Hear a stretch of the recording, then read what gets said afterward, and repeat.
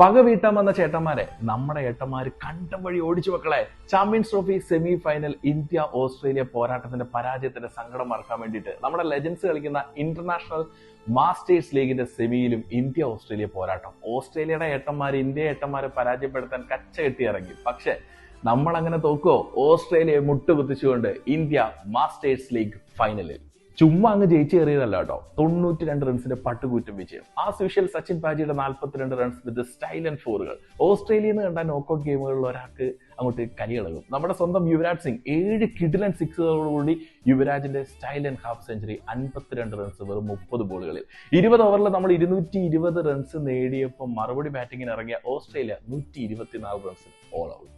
ഈ ടീമിനോട് ഒരു വല്ലാത്ത അടുപ്പം തോന്നുകയാണ്. ഒന്ന് ആലോചിച്ച് നോക്കിയ സച്ചിൻ, യുവരാജ്, ഇർഫാൻ പത്താൻ, യൂസഫ് പത്താൻ ഇവരൊക്കെ കളിക്കുന്ന ഒരു ടീം എന്താ അല്ലേ? എന്തായാലും 4 വിക്കറ്റുകൾ എടുത്ത ഷഹബാസ് നദീമാണ് ഈ ഒരു മാച്ചിൽ മാൻ ഓഫ് ദി മാച്ച് ആയത്. ഇനി ഫൈനലിൽ നമ്മൾ ഏറ്റുമുട്ടും. സച്ചിന്റെ ക്ലാസും യുവരാജിന്റെ അഗ്രഷനും ഇർഫാൻ പത്താന്റെ ഓൾറൗണ്ട് മികവും യൂസഫ് പത്താന്റെ ഫിനിഷിംഗും ഒക്കെ വീണ്ടും നമ്മൾ കാണും. സോ ഫൈനലിൽ കാണാം. മാസ്റ്റേഴ്സ് ലീഗിലും ഇന്ത്യ കിരീടവുമായി വരുന്നത് പ്രതീക്ഷിക്കാം. ഈ ഒരു ടൂർണമെന്റിൽ മിസ് ചെയ്യുന്ന കുറച്ച് ലെജൻസ് ഉണ്ട്. ദാദയും കൂടെ ഗാംഗുലിയും കൂടെ ആ ഒരു ടീമിൽ ഉണ്ടായിരുന്നെങ്കിൽ എന്ന് ഞാൻ പേഴ്സണലായിട്ട് ആഗ്രഹിക്കുന്നുണ്ട്. നിങ്ങൾ ആഗ്രഹിക്കുന്ന ആരെങ്കിലും ഉണ്ടോ? കമന്റ് ചെയ്യണേ.